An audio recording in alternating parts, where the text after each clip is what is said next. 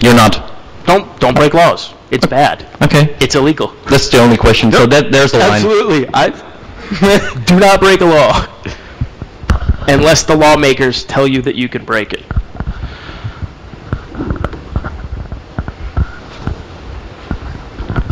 He's just going to keep going around you. That's awesome. Hey Chris, that was a good talk, and it's really good to see all your successes and all these wonderful things you've hacked and you've broken into. I wonder if you could enlighten all of us and share with us your biggest failure.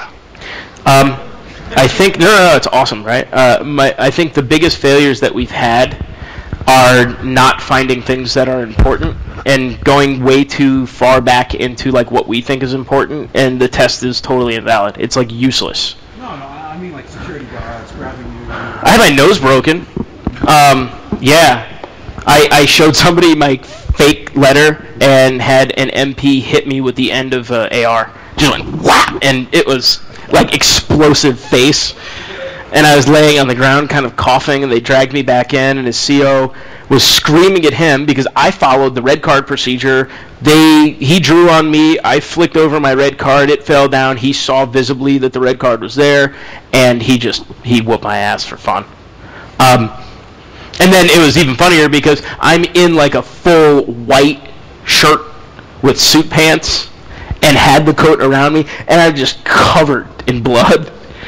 And the CO didn't really even care that my nose was broken or anything else. He was just busy yelling at this person. And then every once in a while, he'd kind of look over and be like, and go back to yelling at him, and then kind of cough and laugh and look at me again. And I'm just sitting there like this, going, oh, this sucks. Why did I do that? Because I got greedy. I was like trying to get in and behind some of their cameras. I had already gotten everything I needed, and then I was like removing cameras on the way out, showing how you can make, pathways. And it sucked. It hurt.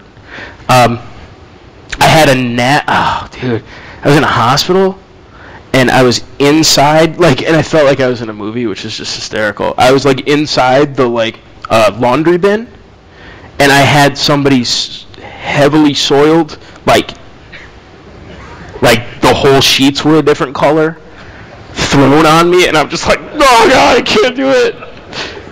And was just kind of softly crying to myself, thinking yeah, you can tell somebody that someday, and that'll be cool. Some bastard asks you where you failed. Yeah, that was freaking gross. Lots of weird, nasty shit. I mean, falling off of stuff. I fell through I've had a lot of failures. Wow, that's cool. But I've never really gotten caught, which is the fun part. I fell through. I was walking on a really small I-beam between two walls, and there was a drop ceiling.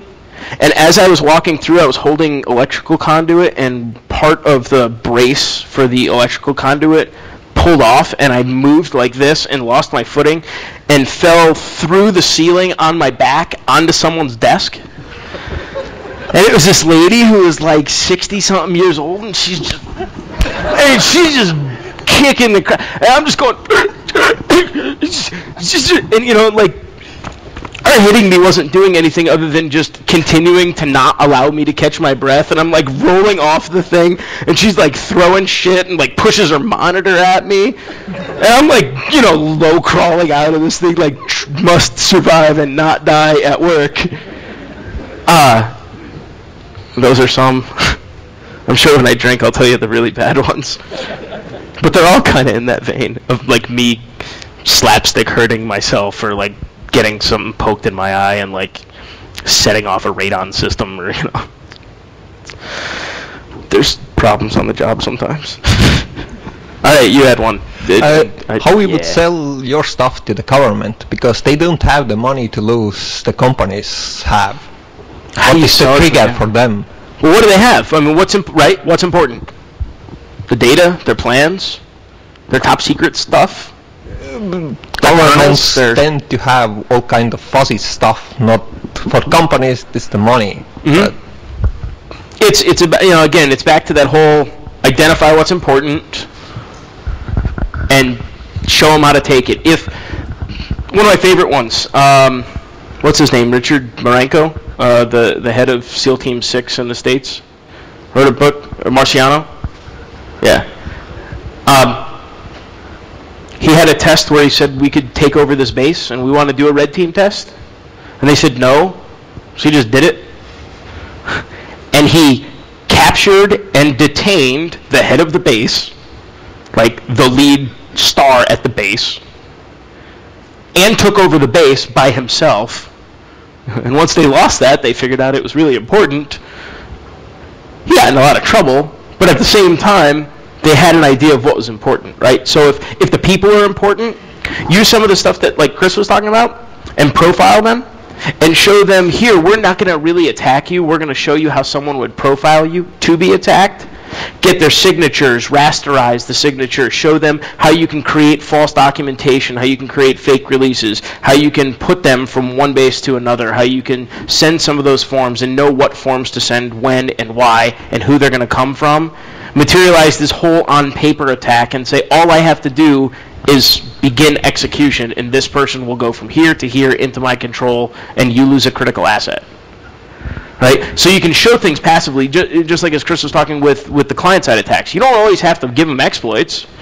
Send them to a Google page and just track how many people hit the site. So a lot of these things you can still do creatively, but not execute an attack. You show them how the whole attack works, and then say, you don't want this to happen, right? Okay, well, there's a rule that no one gets to Twitter, and you can't just like randomly put these forms out in the net anymore, and you start to build that mentality into them. But sometimes you got to start soft. Yeah.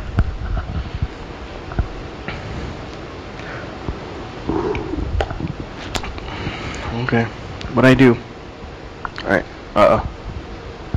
He's all go away.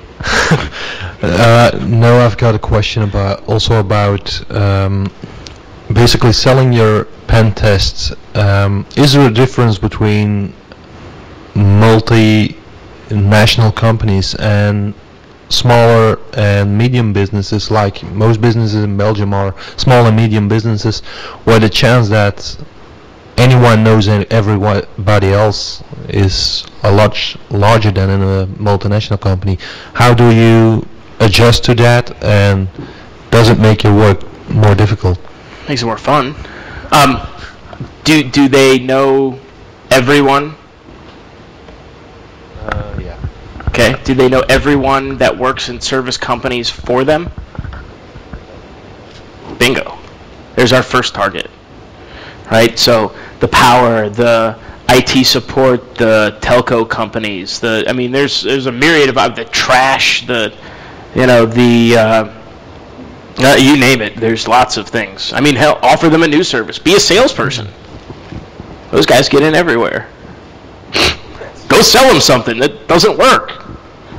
Hell, sell them a free assessment of an IDS platform box that you have, and go spray paint a box, whatever color the coolest new Gartner Magic Corner thing is, and sell it to them, and just make it a box with a bunch of hacking tools on it.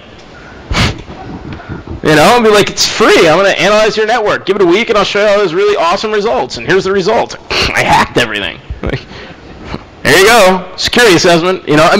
But think in that way that you can kind of do anything from the regards of opening up that exercise. Don't window yourself to one venue. Think about all the different ways they interact. I think one of the biggest things I like about Chris's way of doing the intel gathering is understanding it's not just about the company. It's about who the company deals with, who's in those companies, who may cross-pollinate between those two, and you'll start to see these kind of vectors on the ephemera that are really juicy.